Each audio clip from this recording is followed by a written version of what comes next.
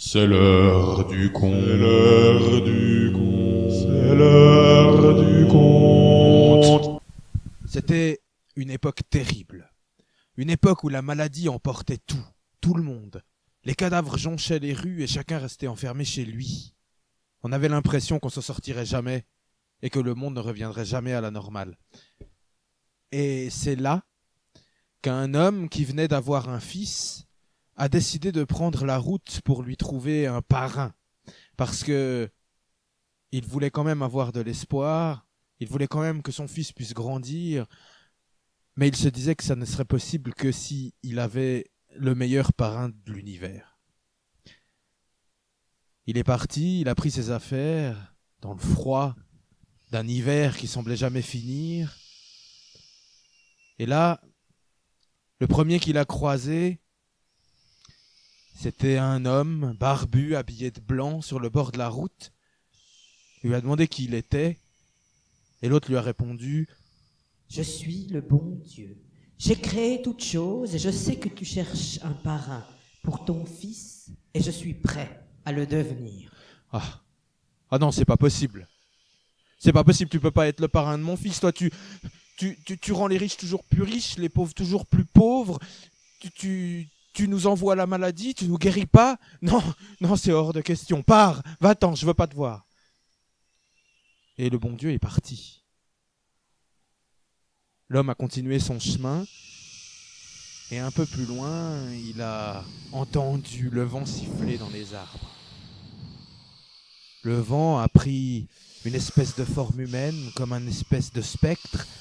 Il s'est approché de lui et il lui a susurré « Je veux bien être le parrain de ton fils. » Toi, tu veux être le parrain de mon fils, mais tu emportes le toit de nos maisons.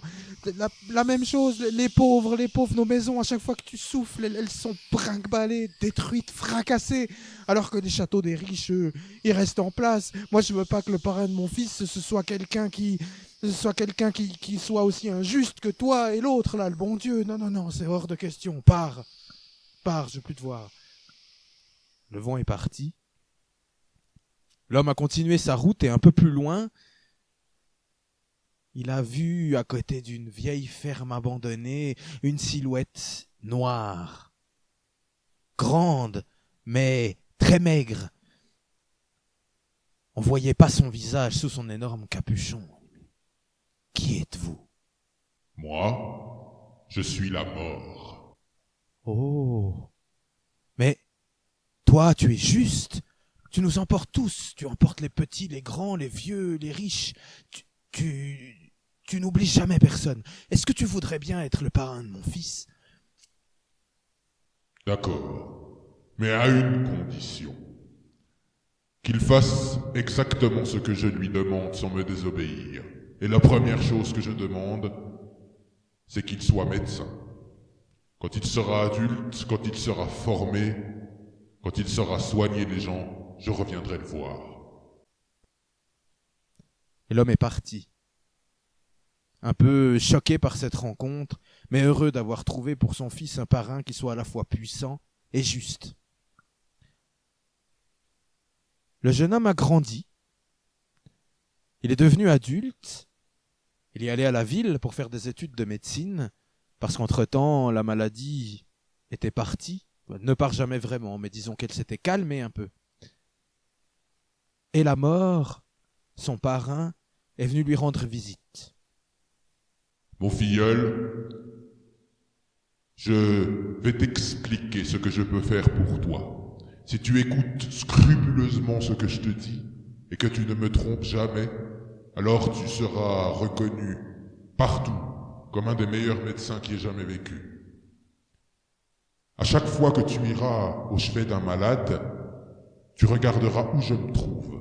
Toi seul peux me voir. Si je suis au pied du lit, alors tu peux tenter de soigner le malade. Je ne me suis pas encore décidé pour le prendre. Il n'est pas encore à moi.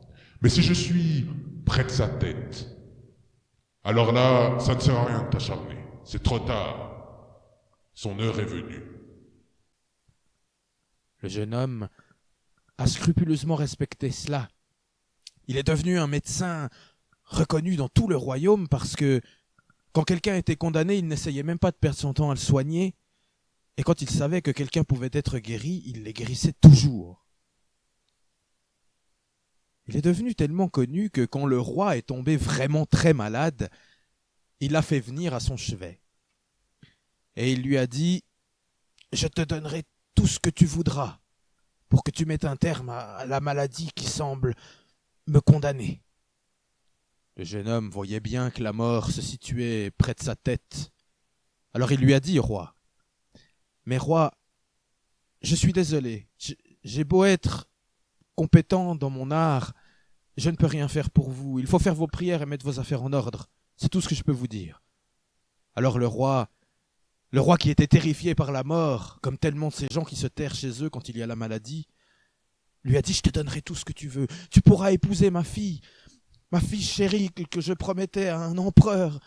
Je te donnerai toute la fortune de mon royaume. Tout est à toi si tu me sauves. » Et le jeune médecin, il était humain. Il s'est laissé corrompre. Il a trouvé une idée, il a fait venir les serviteurs, et ensemble, ils ont mis le lit à l'envers. Comme ça, la mort n'était plus à la tête du roi, mais à ses pieds. Et le roi, petit à petit, a retrouvé la santé. On a célébré les noces du jeune médecin, maintenant prince. Et la mort, le soir même, est venue le voir dans sa chambre. Comme lui seul pouvait la voir et l'entendre, sa jeune épouse ne vit rien, mais la mort se mit à hurler. « Tu m'as trompé, tu m'as trahi. Mon filleul, je t'avais demandé une seule chose, c'était de respecter en tout point ce que je te disais. Tu m'as trompé. » Mais le jeune médecin s'est tellement confondu en excuses, s'est jeté aux pieds de son parrain, a pleuré, a supplié que la mort a accepté de lui donner une deuxième chance. Mais si jamais un jour tu recommences, c'en sera fini de toi. Mais je te réserverai le même sort que je réserve à tous ceux qui me trahissent, que je réserve à tous ceux qui existent. Alors, le jeune homme s'est bien résolu à ne plus jamais tromper son parrain, mais hélas, les choses étant ce qu'elles sont, le jeune homme était bien amoureux de sa jeune épouse, qui en retour le lui rendait bien. Ils ont fait des petits princes et des petites princesses ensemble. Il coulait un amour presque parfait quand la maladie est revenue encore une fois. Et cette fois, la princesse est tombée malade. Et tout de suite, le jeune homme, le jeune prince, le futur roi a remarqué tout de suite que la mort se tenait à sa tête. Même si on ne voit jamais son visage, il voyait bien que sous son capuchon semblait se dessiner un espèce de sourire cynique. Mais il n'a pas pu résister. Encore une fois, il a fait retourner le lit et la princesse est revenue à la santé. Il ne pouvait pas se résoudre à perdre sa tendre épouse, sa bien-aimée, la mère de ses enfants.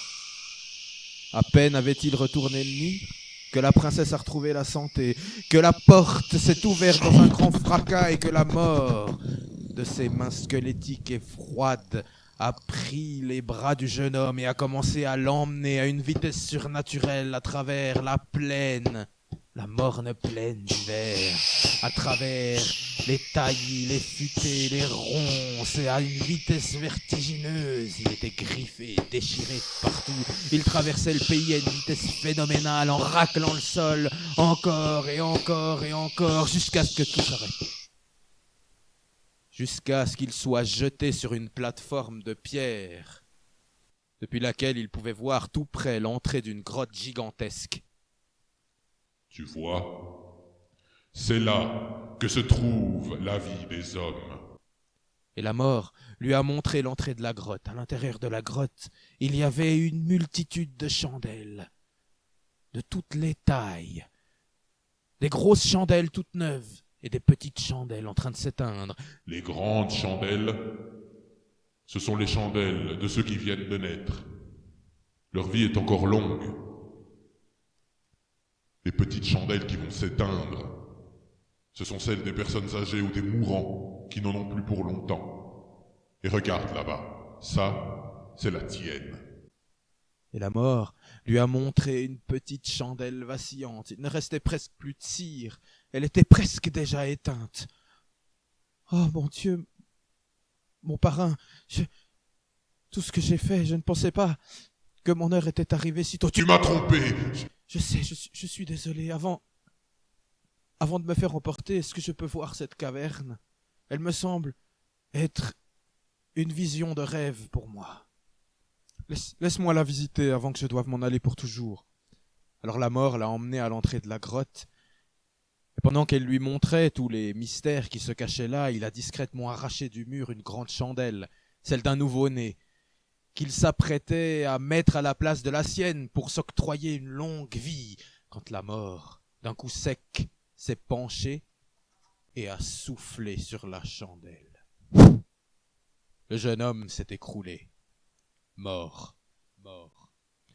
Et la mort a disparu dans un nuage de fumée, comme ce conte.